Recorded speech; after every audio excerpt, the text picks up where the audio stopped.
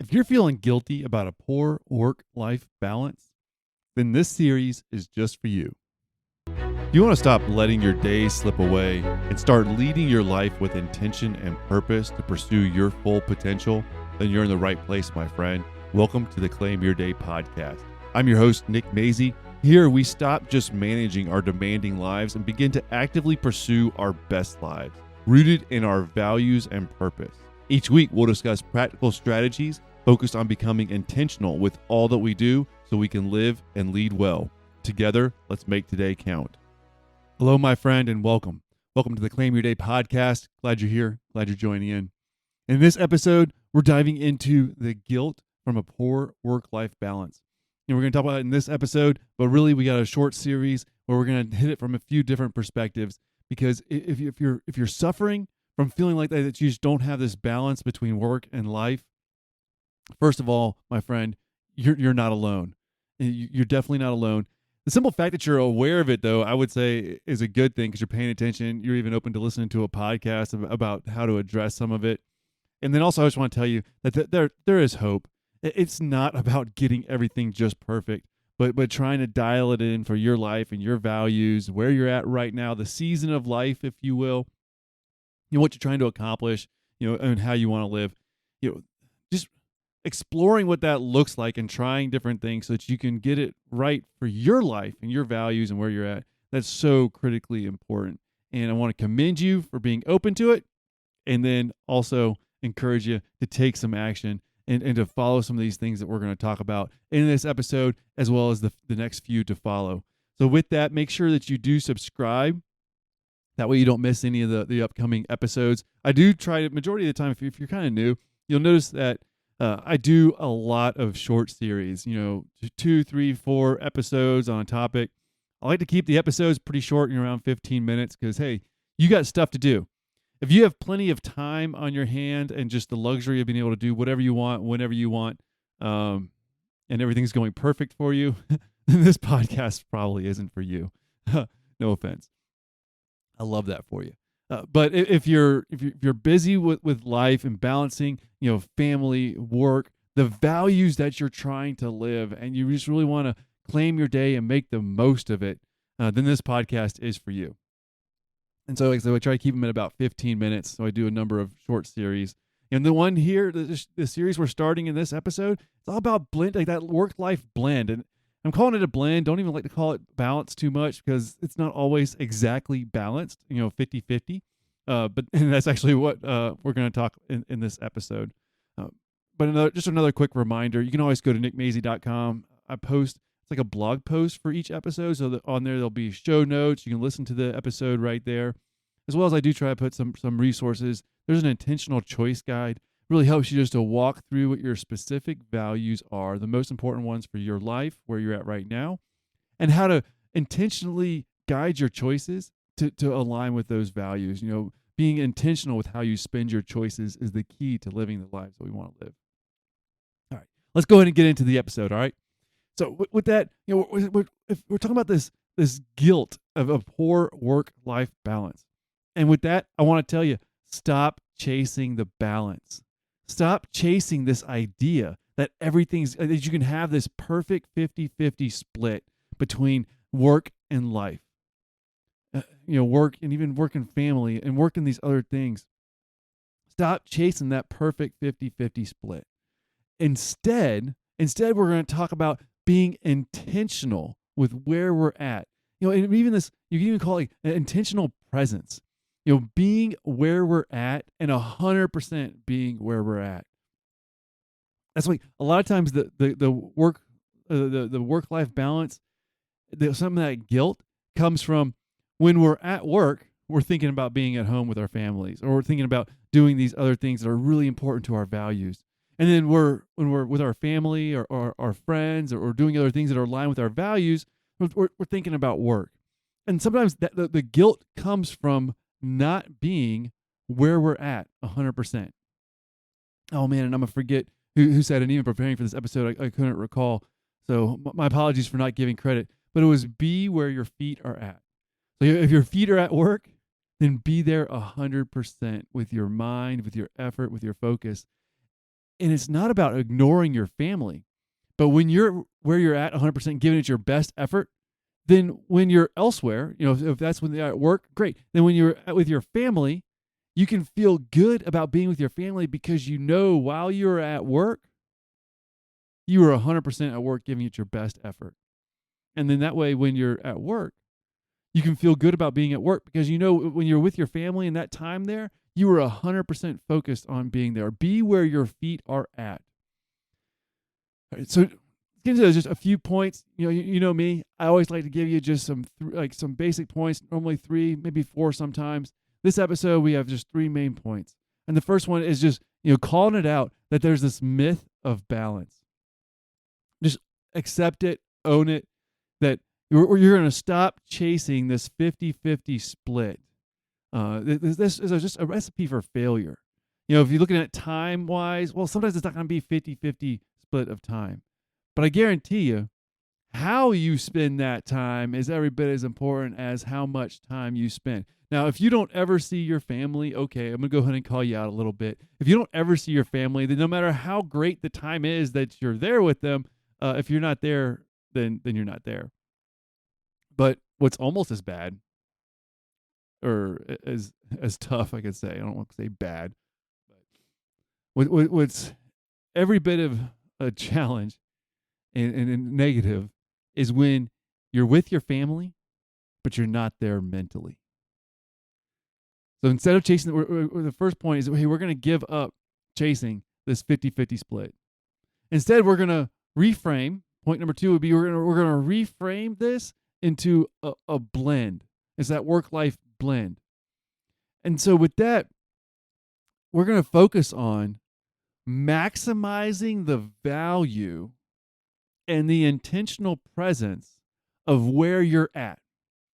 Instead of balancing out the time, so everything has equal time, focus on being 100% where you're at, giving your absolute best value with your intentional presence. Now that's huge, isn't it? I mean, think about that. I'm calling myself out in this moment right here, right now, and I can even feel it. I'm stepping on my own toes. About giving 100% the maximum value that I can where I'm at in that moment. This is a challenge. Look, I don't make these episodes because I have it down perfect.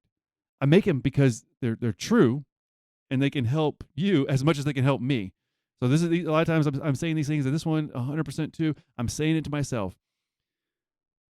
If we can reframe or view it in a different way, where we're not trying to just balance out the time of a 50-50 split, but instead being 100% present where we're at, giving the best value, the maximum value we can with that intentional presence, whether if we're at work or with our family, whether if we're at work or home, or if we're doing our hobbies, serving and giving back at the community, helping out at church, whatever it is, even hanging out with your friends, being 100% where you're at with that intentional presence, it will help reduce that guilt. I promise you, because when I'm better at this, sometimes I'm better, sometimes I'm not so good as times shift. But when I'm doing this well, and I'm really present with where I'm at, I'm on a roll with this, oh my gosh, the guilt goes away because I'm making the most of the time that I'm at each place. All right, so we're going to give up the myth of the balance, the 50-50 split. That's the first point. The second point is we're going to reframe this into a blend by maximizing the value that we give, by being 100% intentional, being present where we're at. All right, and then the third point is, and this is going to be a major takeaway, it's really using the power of the transition. This is huge. If you get nothing else from this episode, make sure you walk away with this because it'll actually help you with the other two. Okay, so there's power in the transition. Now, a lot of people, different influencers and subject matter experts talk about this. It's actually a little different than the notes that I have, but as I'm talking about it, I'm thinking about it. I really like Brennan Burchard. He does a great